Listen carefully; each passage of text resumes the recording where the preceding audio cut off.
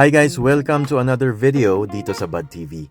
Nandito tayo ngayon sa Japan para itry yung isa sa pinakasikat nilang ramen stores dito sa bansang ito.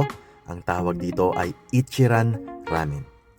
Ngayon kahit saan lupalop kayo ng Japan magpunta, marami silang branches na pwede nyong puntahan at masubukan.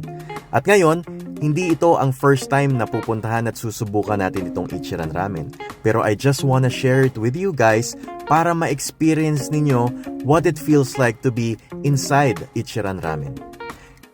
Before kayo pumasok dun sa mga cubicles, magbabayad muna kayo sa mga payment machines na nahandun sa harap ng store mismo.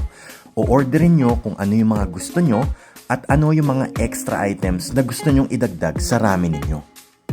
Pagkatapos yung magbayad, bibigyan kayo ng kanilang mga staff ng instruction checklist para ma-personalize nyo yung ramen ninyo. After nyo matapos sa checklist, ibigay nyo lang sa kanilang friendly staff sa harap ng cubicle nyo at isuserve na sa inyo ang inyong napakasarap na Ichiran style ramen. Marami kayong customizations na pwedeng gawin sa inyong ramen noodles.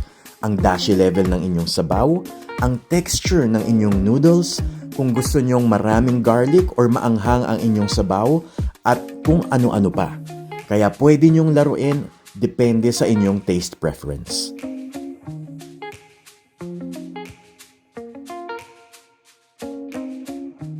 At eto na, hindi na ako makapaghintay, tikman na natin ang ating Ichiran Ramen.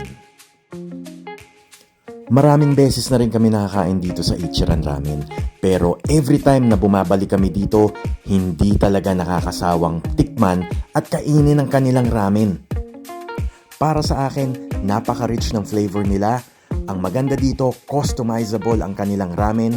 Mapipili mo talaga kung ano ang gusto mong lasa ng inyong ramen at higit sa lahat, affordable lang siya.